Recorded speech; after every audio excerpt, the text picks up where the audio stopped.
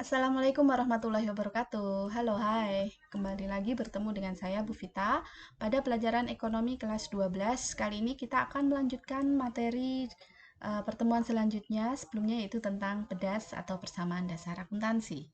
Gimana kabar kalian hari ini? Semoga semua selalu dalam keadaan sehat ya, dan bisa mengikuti pelajaran pada kesempatan kali ini dengan semangat. Bagi yang sakit, semoga segera diberikan kesembuhan dan segera diangkat penyakitnya. Amin. Baik, langsung saja. Kita sudah menuju tahap terakhir atau step terakhir dari pembuatan sebelumnya dari pembuatan tabel pedas atau persamaan dasar akuntansi. Sekarang kita akan membuat tahapan terakhir, yaitu akan membuat laporan keuangan. Nah, laporan keuangan inilah nanti yang akan digunakan bagi pihak-pihak yang berkepentingan nanti. Siapa saja pihak yang berkepentingan sudah kita bahas pada pertemuan yang pertama dulu. Jadi mungkin ada investor, ada kreditur, ada pihak manajemen, masyarakat, dan masih banyak lagi ya. Baik, kita akan membuat snapshot dari laporan keuangan. Jadi ada 3 nanti laporan keuangan yang akan kita pelajari, yaitu yang pertama adalah laporan laba rugi. Yang kedua adalah laporan perubahan modal, dan yang ketiga adalah neraca atau laporan posisi keuangan. Nah, antara satu laporan ini dengan laporan yang lain ini nanti akan saling berhubungan. Jadi, hasil dari laporan laba rugi akan digunakan untuk menghitung perubahan modal. Hasil dari perubahan modal akan digunakan untuk neraca. Seperti itu. Nah, terus sumbernya yang akan kita gunakan apa? Ya ini yang akan kita gunakan adalah tabel persamaan dasar akuntansi yang sebelumnya sudah kita pelajari di pertemuan sebelumnya. Oke, baik, langsung saja kita belajar bersama-sama. Yang pertama, laporan laba rugi. Laporan laba rugi di sini nanti ada dua komponen, yaitu pendapatan dan beban. Nah, dari dua komponen inilah nanti akan dikurangi pendapatan atau penerimaan, dikurangi dengan beban atau pengeluaran. Nanti jika hasilnya itu positif, berarti dia laba. Tapi sebaliknya, jika hasilnya negatif, berarti perusahaan itu mengalami kerugian. Nah, mungkin kalian ingat ya, pepatah besar pasak daripada tiang. Nah, itu berarti besar pengeluaran dibandingkan dengan penerimaan, besar beban dibandingkan dengan pendapatan. Berarti dia adalah rugi. Nah, jadi jangan sampai nanti kita sudah pintar belajar akuntansi, kita nggak bisa mengimplementasikan atau mempraktekkan antara pendapatan dan beban kita. Nanti kita kebanyakan beban, pendapatan kita sedikit, yang akhirnya kita akan mengalami kerugian. Baik, untuk total pendapatan dikurangi total beban, nanti kita tinggal melihat saja. Kita ambil saja dari di tabel ini mana saja transaksi yang merupakan pendapatan. Nah, di tanggal 10 di sini ya, tanggal 10 ada pendapatan senilai 2 juta. Terus ada satu lagi pendapatan di tanggal 15. Nah, berarti ada dua macam pendapatan kan? Ada dua macam pendapatan di tanggal 10 dan di tanggal 15. Kita langsung masukkan saja ya. Kita praktek langsung masukkan saja. Ada dua jenis pendapatan, berarti yang pertama yaitu pendapatan tanggal 10 Februari dan yang kedua adalah pendapatan di tanggal 15 Februari. Senilai berapa? Nah, ini senilai yang tanggal 10 2 juta dan yang di tanggal 15 adalah 3 juta. Nah, terus kita jumlahkan tanggal semua pendapatan yang ada kita jumlahkan 5 juta ya ini ya. Terus begitu juga dengan beban. Total beban kita ambil juga. Total bebannya ada di tanggal berapa saja bebannya. Kita lihat coba ya. Bebannya itu ada 3 ya. Yaitu di tanggal 20 Februari. Tanggal 20 Februari itu ada beban gaji, terus beban sewa 600 dan 300 beban listrik, air, telepon. Jadi beban di sini nanti ada tiga beban. Ya udah kita pindah aja. Jadi ini sebenarnya cuma memindahkan saja dari transaksi pendapatan dan beban yang ada di tabel persamaan dasar akuntansi. Yang pertama adalah beban gaji, yang kedua beban sewa, dan yang ketiga beban listrik, air, telepon, aku singkat beban LAT gitu ya. Untuk beban gaji 800.000, beban sewa 600.000, dan beban listrik, air, telepon 300.000. Sama ini juga kita jumlahkan. Nah, terus total pendapatan dikurangi dengan total beban ini kita kurangkan. Yang tadi, maaf, ini tadi kita jumlah ya. Yang pendapatan 5 juta kita kurangkan dengan bebannya 1.700.000. Nah, jadi nanti yang ini kita kurangkan dengan bebannya ini. Ketemu 3.300.000. Positif ya, berarti perusahaan atau Salon Susana mengalami laba. Mengalami laba 3.300.000. Mudah kan? Tinggal pendapatan dikurangi beban saja. Itu untuk laporan laba rugi. Next, langsung ya, kita ke jenis laporan yang kedua, yaitu laporan perubahan modal. Namanya modal itu berubah, berarti kan bisa berubah naik atau bertambah, bisa juga modal itu berkurang, kan? Jadi modal bertambah itu biasanya karena ada laba, ya kan? Ada laba, ada investasi membuat modal itu bertambah. Namun modal juga bisa berkurang. Modal bisa berkurang karena ada ya untuk membayar beban, untuk mungkin adanya prive. Nah, cuma karena di sini kita udah menghitung laba, berarti secara logika nanti modalnya Salon Susana bertambah apa berkurang karena di sini udah laba. Iya, benar, karena di sini udah ada laba, berarti nanti Salon Susana dia akan mengalami kenaikan modal karena di sini laba. Jadi hasilnya laporan sebelumnya yaitu laba rugi ini digunakan untuk menghitung laporan perubahan modal. Jadi rumusnya adalah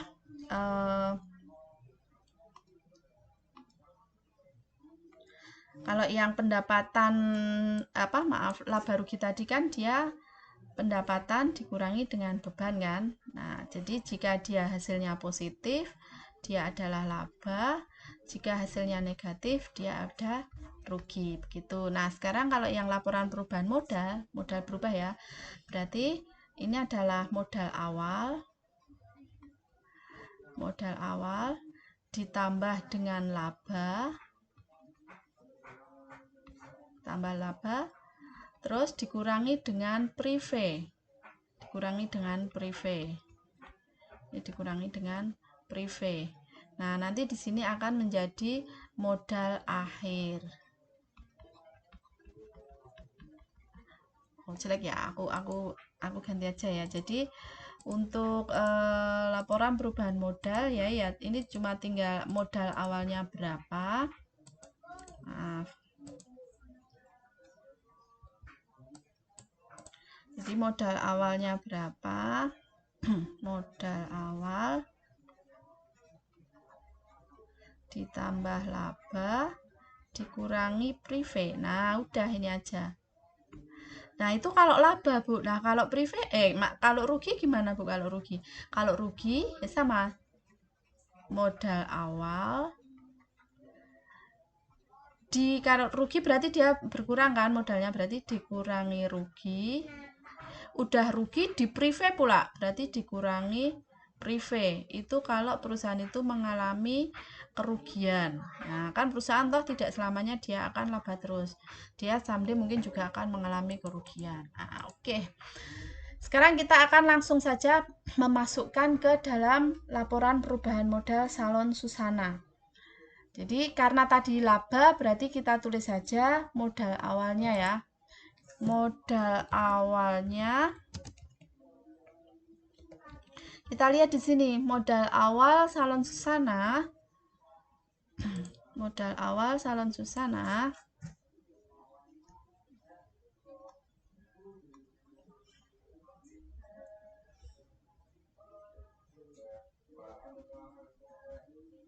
aduh macet nih, ya udah langsung. Modal awal Salon Susana ini ya, modal awal Salon Susana aku pakai hijau aja ya. Nah ini modal awalnya berarti berapa? 25 juta. Kita tulis saja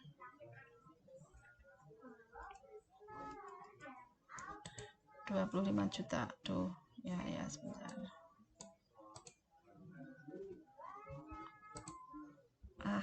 Teknis. Oke. 25 juta. Terus tadi karena ada laba, secara logika berarti menambah kan? Nah, berarti labanya berapa? Labanya kita masukkan di sini yang 3.300.000 ini. Nah, berarti labanya ini. Berarti terjadi penambahan modal, karena ada laba. Berapa penambahannya?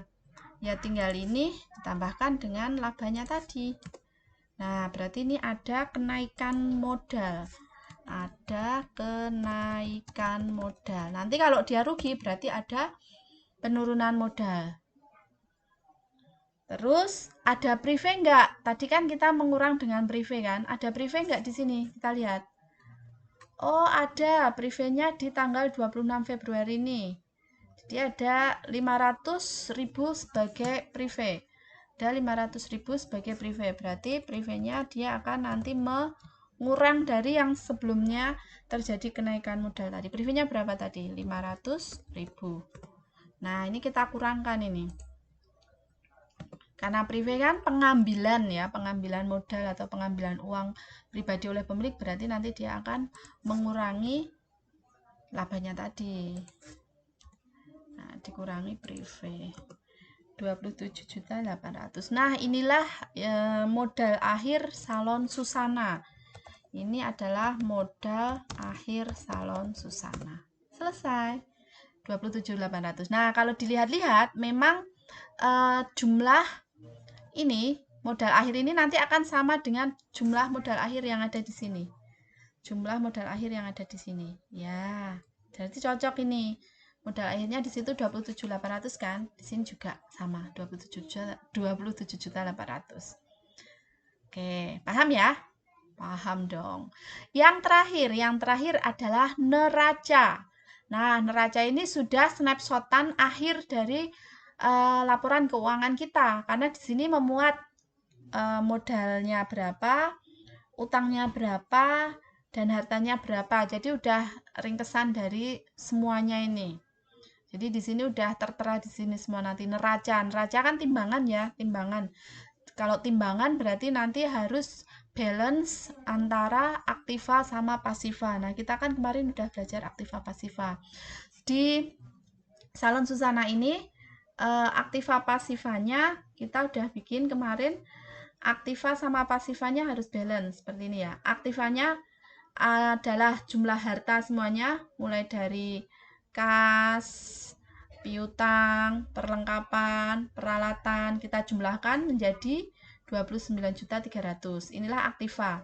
Dan jumlah pasivanya adalah utang 1.500.000 dan modal 27.800. Nah, nanti akan sama 29.300. Nah, ini kita akan pindahkan ke sini. Ibaratnya kita itu akan memindahkan ini semuanya, memindahkan yang paling bawah ini ke dalam snapshotan terakhir, yaitu neraca ini. Jadi nanti harus ada sisi sama seperti di sini, ada sisi aktiva dan sisi pasiva. Paham ya? Sisi aktiva dan sisi pasiva. Sisi aktiva aktifanya apa saja? Ya kita tinggal mengurutkan, ada kas, ada piutang, ada perlengkapan, ada peralatan, sesuai yang ada di tabel pedas. Pasifanya apa? Utang sama modal. Oke, sekarang kita buat dulu untuk yang sisi aktiva. Sini sisi aktiva, dan yang sebelah kanan adalah sisi pasiva. Namanya aja neraca. Neraca berarti harus imbang antara sisi kiri sisi kanan. Yang diaktiva apa aja di sini? Ada kas, piutang, perlengkapan, peralatan. Ini kita pindahkan ke sini. Jadi kas, piutang, perlengkapan, sama peralatan. Nah, ini kita pindahkan. Kasnya, ya wes, kita tinggal pindah aja dari sini. Ini kas.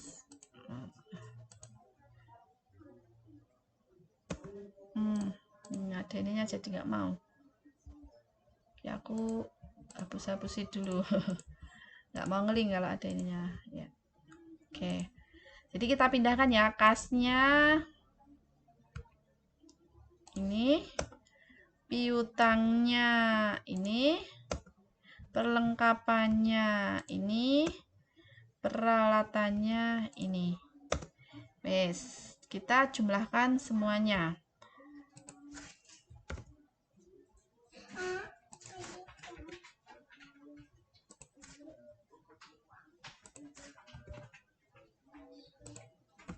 Rp29.300.000 sih, sama kan? Di sini juga 29.300.000.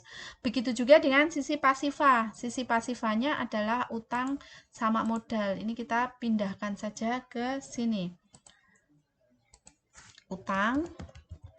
Dan ingat, ini biasanya yang bikin salah. Modalnya biasanya pada keliru modalnya yang ini. Padahal tadi kita udah mengerjakan di sini kan.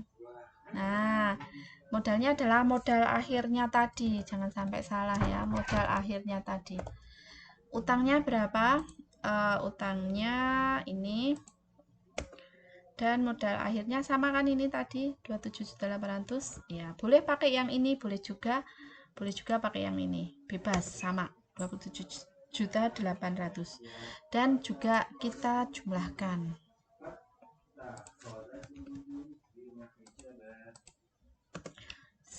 Oke, balance. Alhamdulillah, sama ya antara aktiva sama pasiva.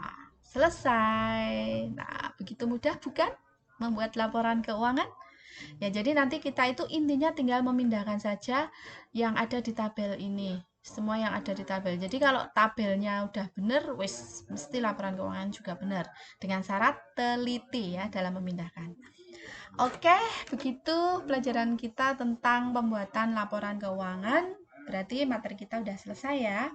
Dan jangan lupa untuk latihan terus. Terima kasih. Semoga apa yang Ibu sampaikan bisa bermanfaat.